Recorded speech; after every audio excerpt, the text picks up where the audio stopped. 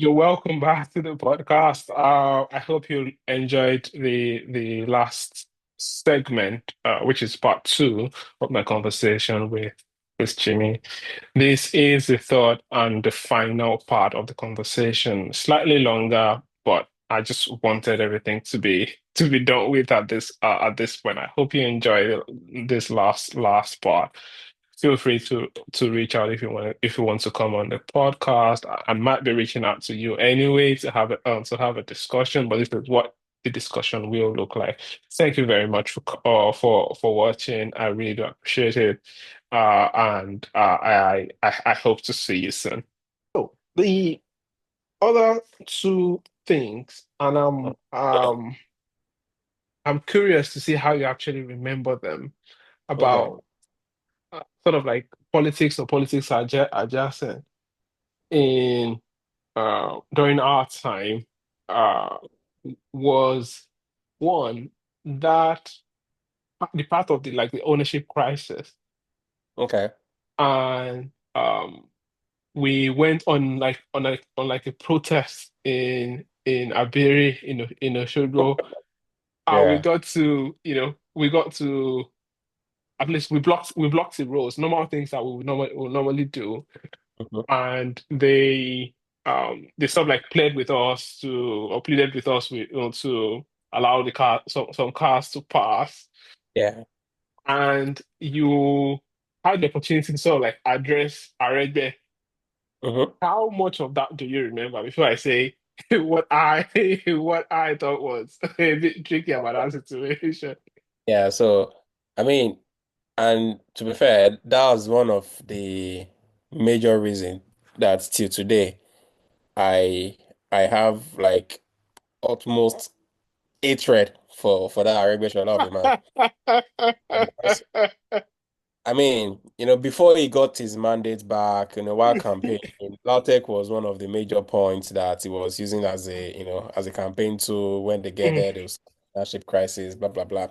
So when he met us, then the only solution they had to us was that okay, Akala, the late Akala was not going to enter a second time, and when APC government enters in Oyo State, things would be, would take shape. So what's up with us? Like, are we still going? Are we just going to sit down and just watch, while waiting for what will happen in the election? So he had no solution to our problems. Then it was very obvious. So um, that day we sort of like waited behind after I think his chief of staff came. His supposed chief of staff came down to address us. Blah blah blah. That he's around. Do you know when we saw our election that day? Go 2 on then. a.m. 2 a.m.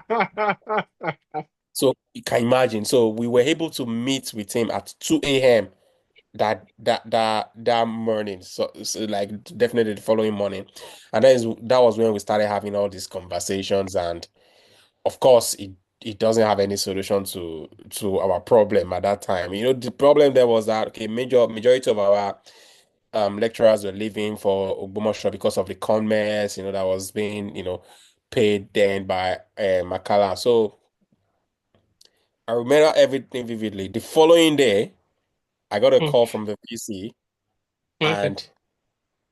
and of course, he said the news and everything, and we had to go.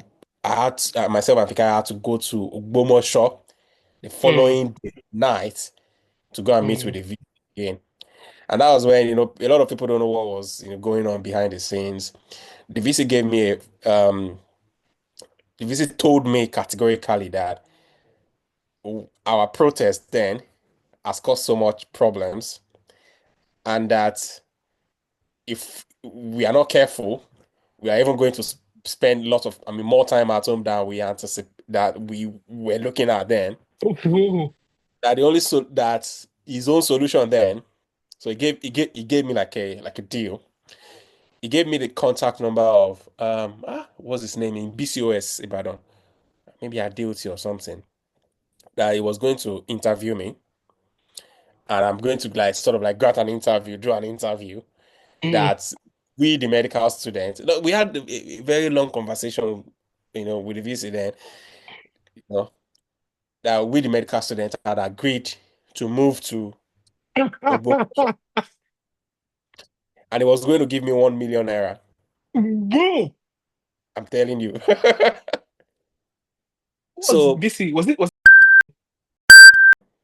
whoa. he was going to give me 1 million naira to, like, I mean, just to mobilize myself to Ibadan to go and grant that interview. So like he already set up the interview. He already gave me Adeoti's number that I should call him, that he's expecting my call. Mm. So I mean, of course I couldn't even do that because I'll be betraying a lot of people. I'll even be betraying myself. I mean, you know what's up there now, like there's Yeah. already nothing for us to go to, to go to Ogbomoso for. Yeah. Yeah. There was Yeah. nothing in the sure. Yeah, I mean, so that's why I said a lot of people don't know, what's going on behind the scenes. So that was why it was very, that's why I didn't forgive a lot of people for so Mm, many, trash that was being said because I was not around when I think there was another protest that happened in the hostel, mm. in the Yeah. hostel. I think there was sort of like some altercations between Kepa and SS Taiwo, I mean, or AY. I think it was during that protest that AY was telling him back when Majeko medical school, those Oh that kind God. of. So I was not around then because of personal issues that was going on with me then. So a lot Mm. of people, started saying so many, things behind. So, but in terms of the protests, meeting with Aragbeshola, I mean, I appreciate, and that's one of the things that also I appreciate the fact that, these politicians can be really, really busy because Yeah. while waiting for him, a lot of people were just going in, going out, going in, meetings upon meetings upon meetings before he was able to see us at, 2 a.m. So that's pretty much it. Was a very good experience. So Apart this, from that, sorry, just I cannot get over the fact that you got offered 1 million naira I and would have, you yeah, and you turned it down I would as have been a a millionaire then. as a student. We're talking 1 million naira in 2010. Is that or 2010, correct? Yes. that was a lot of money for 2010, and I think it was a reflection of one Akala's government and how they were willing to just like throw Yes. money at all the problems and bribe their way for everything. But Yeah. did you tell, apart from you and Fikayo, was it 1 million naira each, or was it just like 1 million naira No, so, I mean, as far as VC was concerned, it was just going to give me 1 million naira. give you So 1 million naira? And however I want to boss it, my God, how many people knew that you were offered 1 million? Because this is the very first time I'm actually hearing it was just, about this. it was just myself and Fikayo that we were in the meeting together. So how did you now? Did you just not call the person?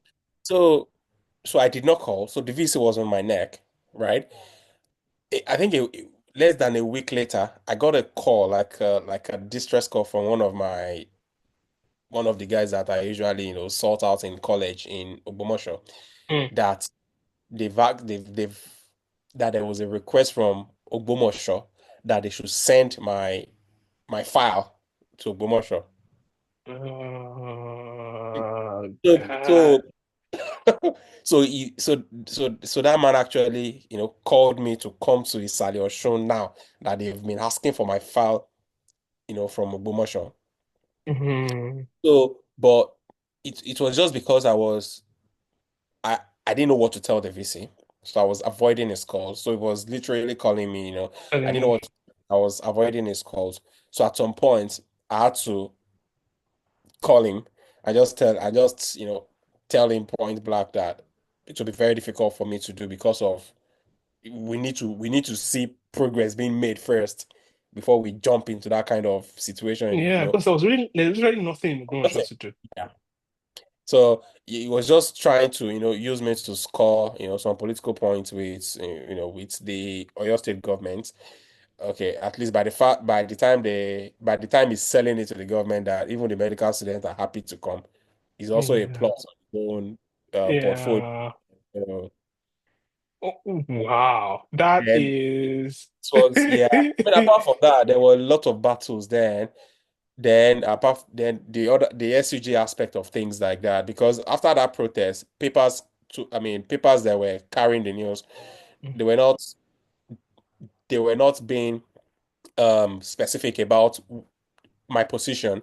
So most of them are saying student union, SCG leader, SCG president. ID Alota felt I was impersonating him. ID Uh, Alota, even commercial guys felt that I had collected money from certain politicians. IB has given me money. So there was even one of my journeys to Ogbomoso like that, you know, because of, I've been able to sort out some of these goons, Ogbomoso too. yeah. So they came in handy at that time too. Yeah, Okay. yeah. Was trouble going to actually Yes, like yes. Trouble there was was going to be trouble? yes. There was literally trouble in Was what's this that bar? at the SCG building? No. What's this bar in front of this Yahoo hostel in Ogbomoso? T Sensation. Oh, that's okay. Okay. Okay. Yeah, it was a T Sensation then. So trouble actually brewed that but because of the fact that okay, fine, I've been good boys to some of these, goons. Yeah. So actually fought for me and I just left Ogbomoso that night again. So many so that's why I said I didn't really enjoy the financial aspect of it. Is the trouble aspect of it that I That that at least I that was pretty that was pretty prominent. yeah. Even like going to that part, I think that like that particular story is just fascinating. But instead of the point or the point of that I at least that I was a part of and like I remember and it was a bit it was a bit like funny was while we were out I think we were all outside Arebe's Mhm. Campaign office. um Albert building, and then you had like delivered the speech, and then instead of Albert sort of like respond, he started like Mhm. attacking you personally, saying like your English was okay, was weird or something of that nature. I was like, yeah, that's not what you're meant to address. You're supposed to probably Mhm. address what we are Yeah, fighting about, which is we need to get back to work. So it was it was a funny time. It was a funny time. Wow, I did not know that I'm still just shocked. I yeah. probably I cannot trust myself in that scenario. Of course, I would think the fact that you are an Osun State indigene as Yeah. well may probably have like played a part in them trying to like convince you because if you had gone up and said that they would have Mm-hmm. also said this person is actually even from Osun and So yeah. they want he is leading the students to actually Yeah. come back to Ogbomoso. So Yeah. oh god, that was tricky. So I mean, That it was tricky. was. I mean, it was. I mean, if the building were to be like, if there was a structure, there was a building, or things are going on well, and it's just that there was, tussle between two governments. If maybe it would have been a different ball game, but in my own sense, if we say we are going to Ogbomoso to do what? Yeah, I think even after we had stayed home for, I can't remember now, must have been many months, must have Yeah, been a lot of months. We still resumed and we're taking lectures. Literally, we under under the tree. construction, Yeah, like with bamboo trees, like in the hall, and yeah, it was just really crazy. I yeah. think I'm not sure what the state of Odumoshua is now. I do hope it survives because like it was Yeah, literally built off our own sweat and struggle. blood and struggle and struggle. Oh God. That is a fascinating that's a fascinating story. So one other thing, and then we will sort of like move on to post-medical school, which I actually want to discuss, is that I found, well, there's a good story there, and I Hmm. want to see how much of it that you can remember, of course, or if you remember it separately than I did. And it was during the health week that we Yeah, had.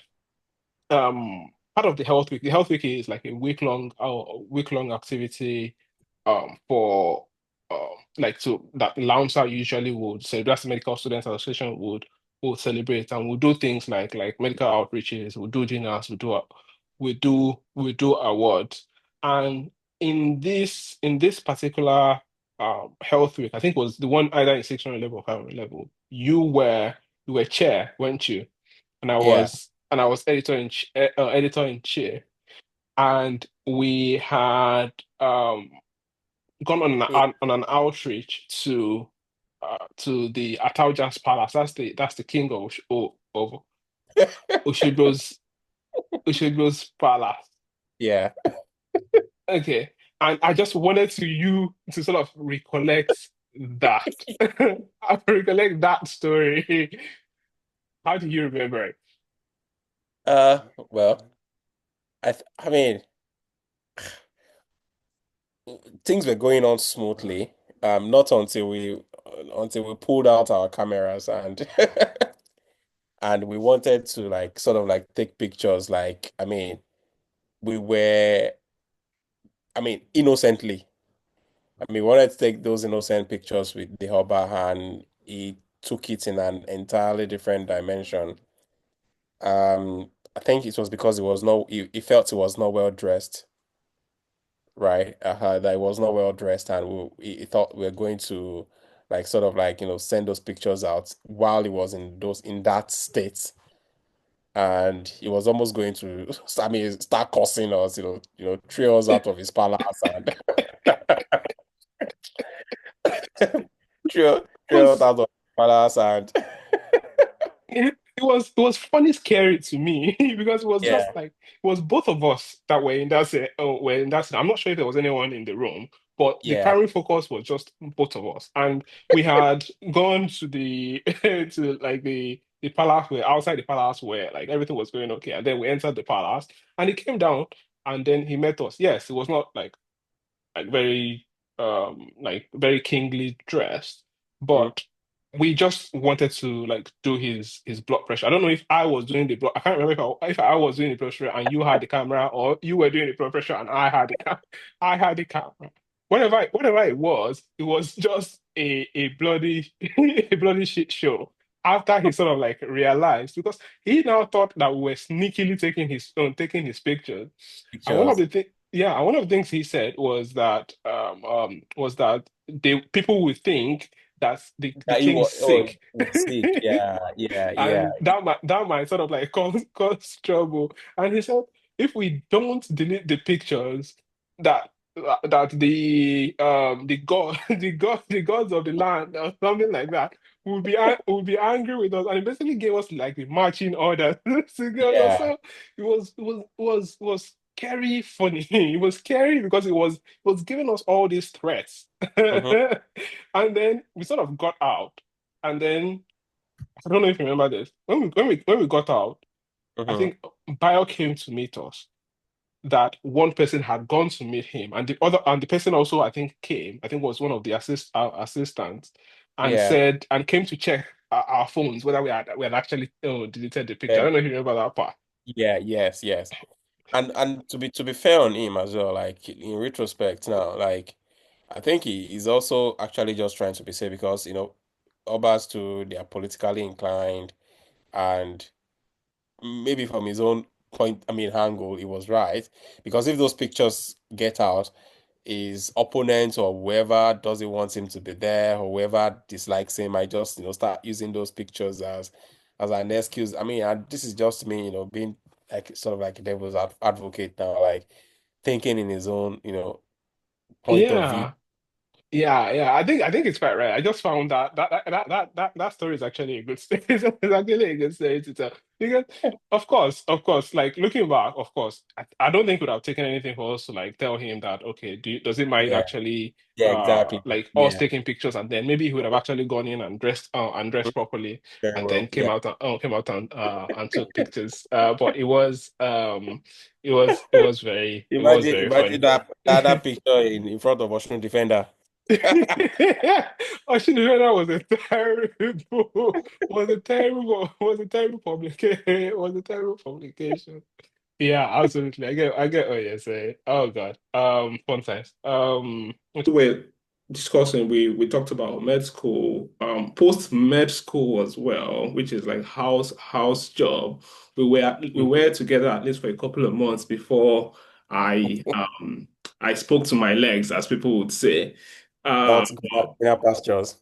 Yeah, yeah. So just how was the house job experience in total for you?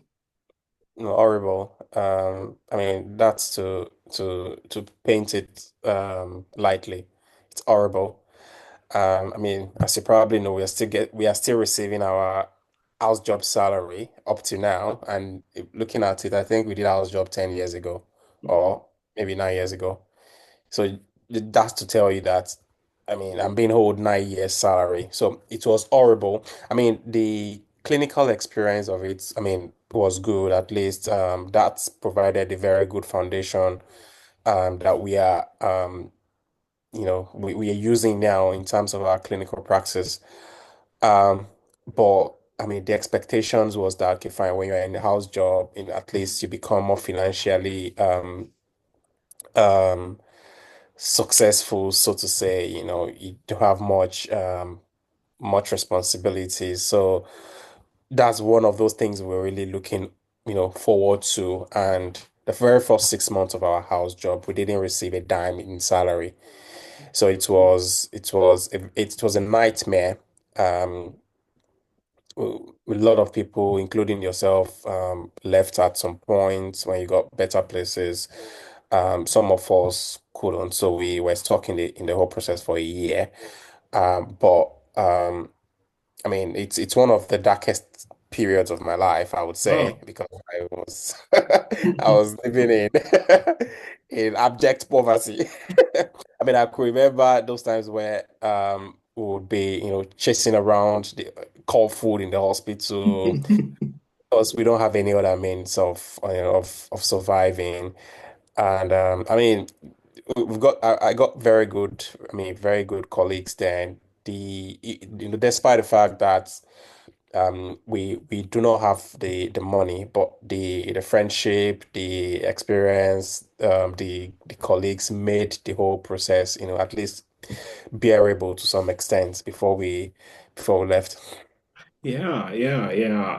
Of course, I was part of that. Like I said, for the beginning at least, before we went to FMC Katsina, I heard about like a time where there was some agitation for like the money, and then you went to meet one of the top managers, and then he said a story about like pig farming and all that. Were you there for that story? Can you just tell me what exactly happened? Yeah.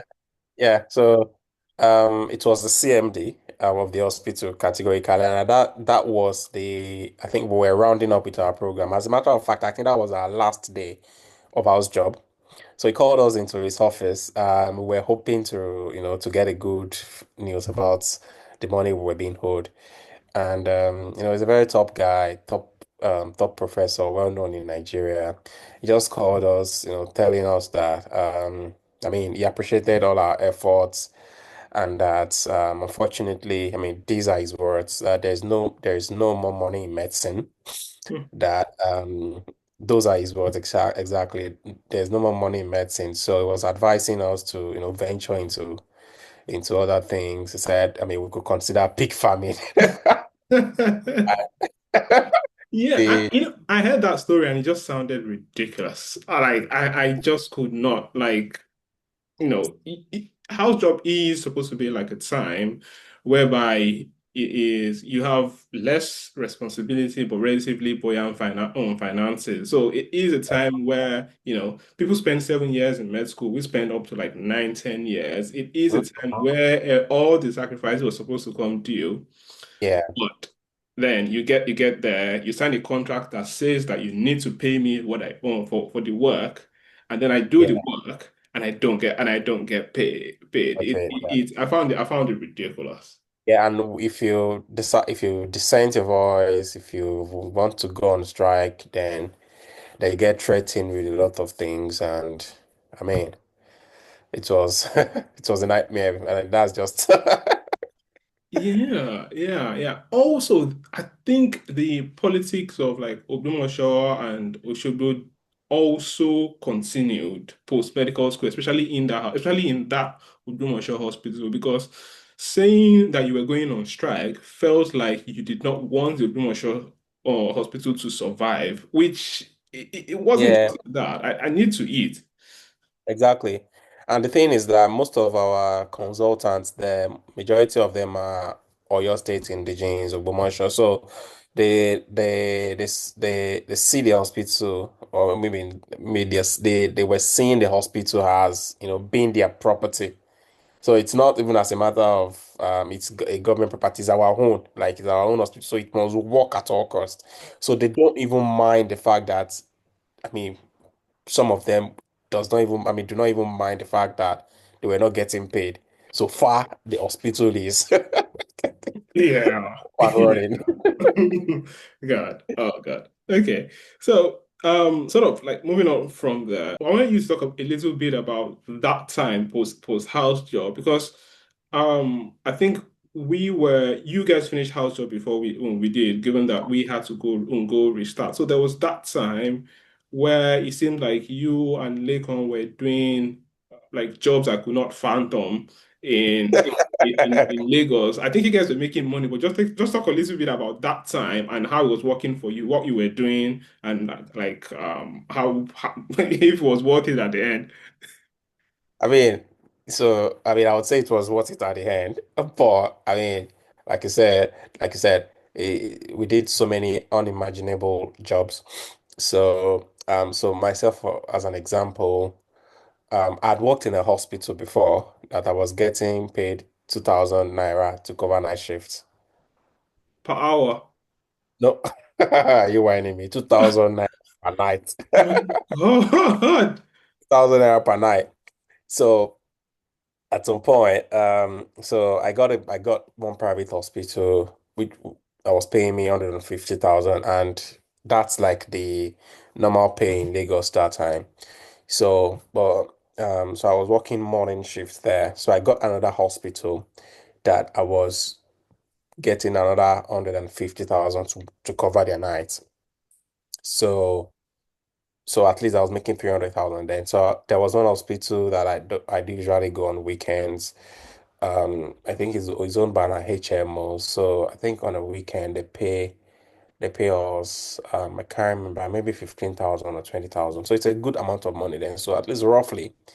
So I was making about maybe 320, 300, and then couple with, referrals for scans and everything. Maybe average of 300, 350 grand in Lagos then.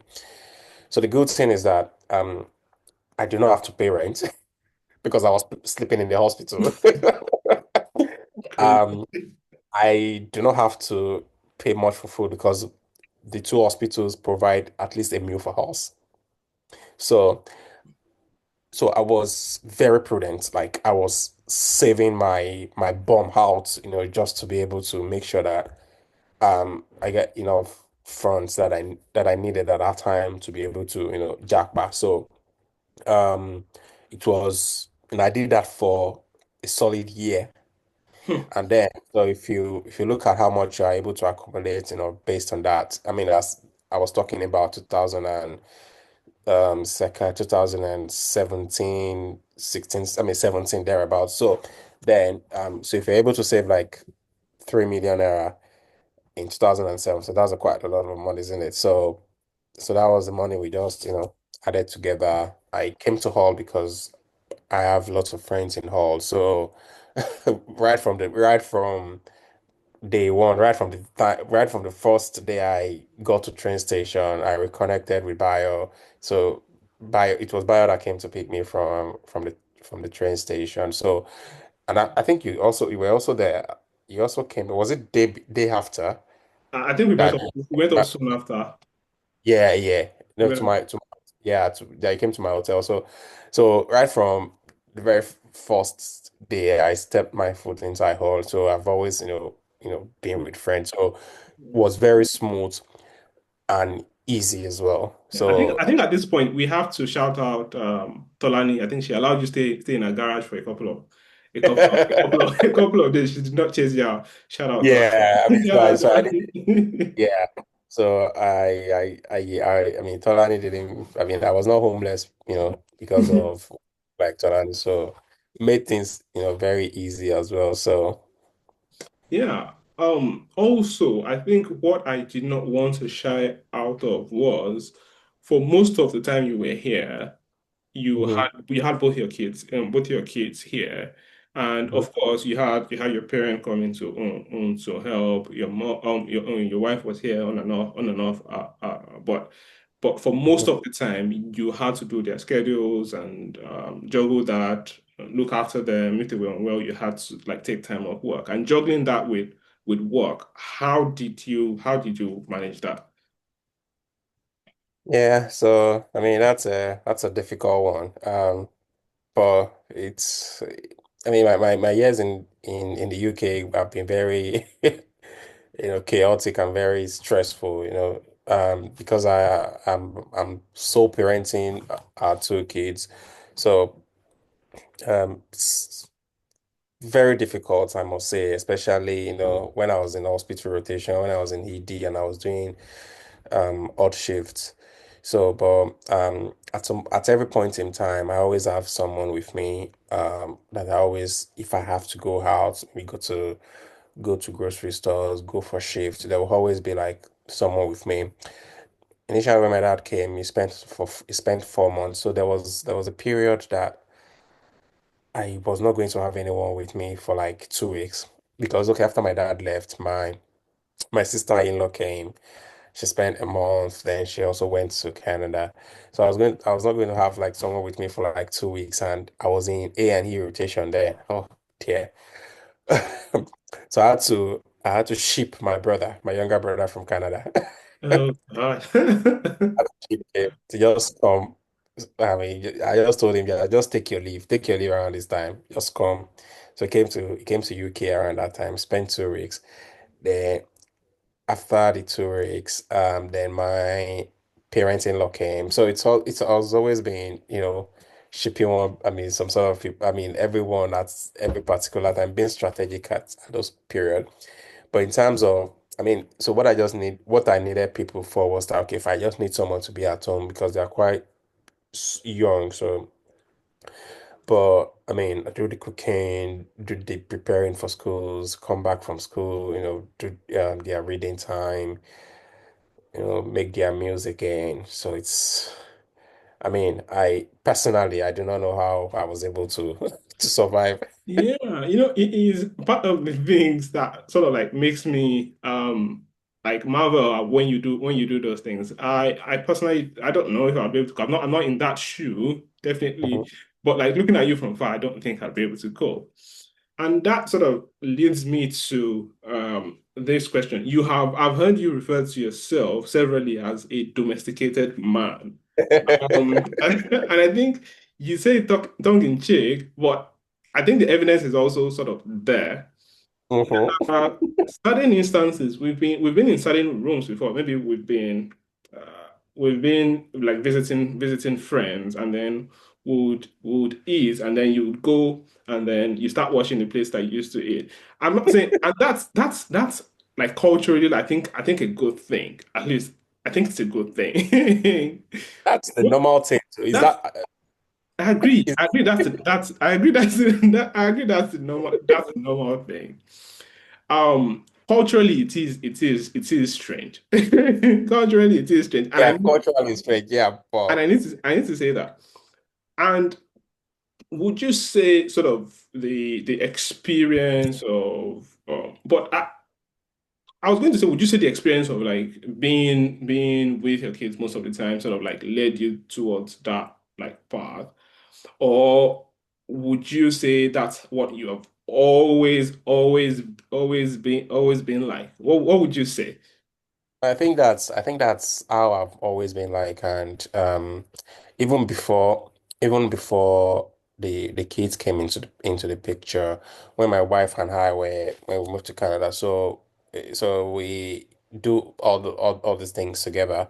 So if she's cooking, I'm doing the dishes. If I'm doing the dishes, she's cooking. So it's sort of like a joint exercise for her. So and if you so I do not like seeing dirty dishes in the sink. Like even if I come to your home and I even if I have not eaten there, if I come to your home and the dishes are dirty, I can voluntarily just start helping you with it. So, um, and I think that's just me personally, maybe who I am personally, but um, that was even before the kids came into the picture. So I think that has always been, myself. And also, I think I would also give my late mom some credit as well because of the way she has brought me up. I used to tell my wife that as young as 10-year-old, I had started making amala. Mm, mm. As young as when I was 10, I mean, I had started making amala. So there is literally no food that I cannot cook. I visited a friend 2 days ago. So I went because I went there with some bean pudding. I was going to make akara for my kids and also my mom. She was surprised that what? I said I made mine from the scratch, like from the scratch myself. I said that's what my kids will eat on a Saturday. Is it that pap or moi or pap or akara? So they have to eat it every Saturday. So I have to do it. Yeah, yeah. I think you, of course, would be someone that kids nowadays will refer to as 100-yard husband material. Yes, I think it's just like I said. I think it's just like culturally that people will find it strange. It's totally normal. There was this time that I think you had done what you did at like a friend's place. We're now at another friend's place, and you did Mhm. exactly the same. Oh, you did exactly the same thing. And when we were at the first friend's place, I was like, yes, absolutely. I think I'm just going to do it. Just going to wash my plates and but then at the second friend's place, I did the same thing. I was like, okay, yes, am I doing this exactly because Jimmy is doing it? Or am I doing it because it is the norm? I thought about it for like 5 minutes. I was like, I feel I'm not going to do this because Jimmy is doing it. I'm just going to put it down. You made me feel bad at a point, but there is something to be said of like the genuineness of Yeah. what you're doing. It just did not feel genuine. It felt a bit artificial to me. And I think it is something subconsciously that I have sort of picked up from you, and I think I might be a bit more comfortable like going forward doing those things. I mean, I'm glad I've positively influenced your life in that in that regard. Which is good. So um we're getting towards the end. What would you say that you're going to like take with you from the UK, from like the UK experience, 3 years? Yeah, I mean, it's a very remarkable experience. Like, I enjoyed every bit of it, though stressful. It was, I mean, I mean, it's still ongoing anyway. It's an experience that I would never, forget. Ike has trained me how to become, a well-seasoned JP, and I'm definitely going to miss my trainers, my colleagues. It's the whole system. I mean, generally, has been very, and all itself as well. It's been very, peaceful and calm. So, I mean, the experience has actually, barbecued me very well to be me professionally, and I just hope, to, take this forward, and maybe who knows, sometimes maybe I would return or or not. Yeah. Yeah, I think the fact that you are credentialed across three countries at least now means that you do have the opportunity to do anything that you want in the future. Um, Second to the last question, are you heading back to Nigeria at some point?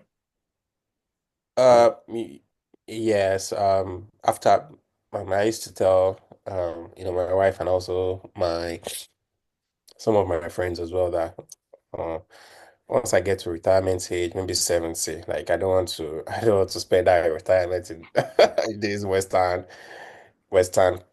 countries, and I think it's part of what I've seen, the experiences I've had um at work. Maybe some of those experiences are beginning to get into my subconscious and trying to shape my decisions as well. Um, I understand that the world is changing, so I've got two boys. Once they get old, they'll get married. Some of them are even, I mean, both of them, I say, they want to go live in another country. You So got two boys for now. two boys, yeah. I mean, I don't think I think that would end there. So I don't want to live in a care home when I'm 70. So You said that, and I did write it to one of my one of my write-ups. I guess the question is, what do you think would be there for you, having spent this much time in the West? What do you think you're going back to? What do you think? What do you think Nigeria would represent to you then? I mean, so it's a conversation I've been having with a few friends, and I think we share in the same line of thought as well. So the plan is, God spare our lives. We're all 70. Just go to one estate, buy one estate. Buy houses together around the same, neighborhood, and just enjoy the rest of our lives there. Enjoy what Nigeria has to offer us at that time. I don't know what it will be, but then, for as much as you've had businesses going on here and you have your savings as well, just to enjoy the rest of our lives. Yeah, I think that's a good thing. It's something that sort of like worries me. I'm not that young, but I'm pretty young.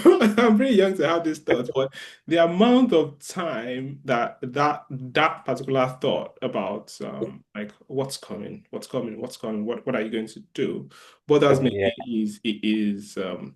It is breathtaking. I like sometimes that thought occupies my mind that you don't get to enjoy the present, and it can be really bad.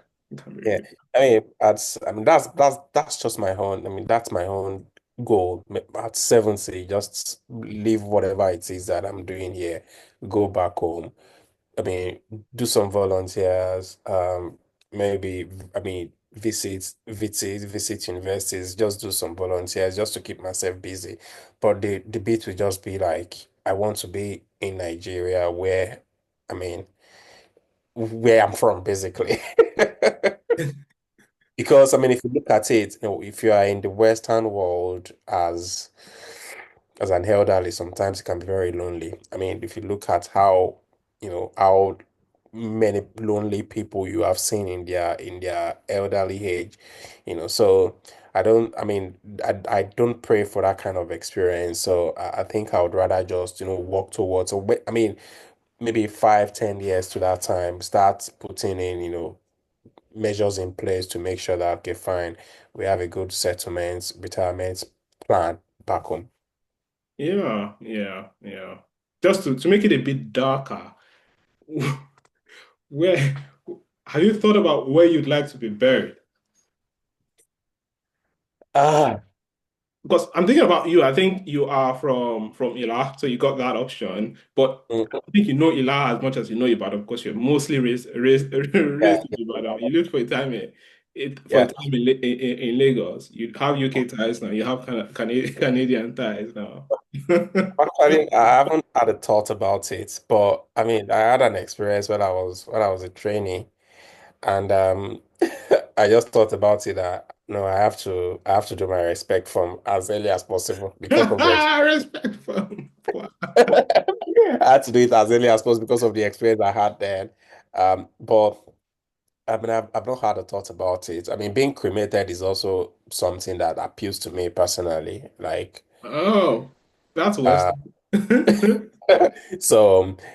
I think it's just maybe the time is not maybe I don't maybe I've not actually had to sit down to think about it well, but I think it's something, it's a food thought, it's a food for thought, something I need to go, to go and think, thoroughly about really. It's pretty grim, isn't it? Yeah. It's all right, man.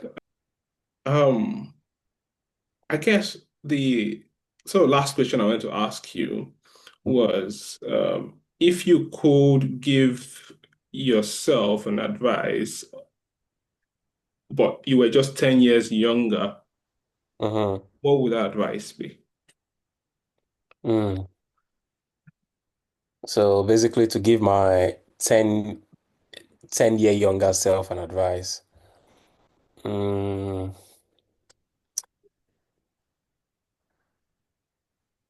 I think it would be um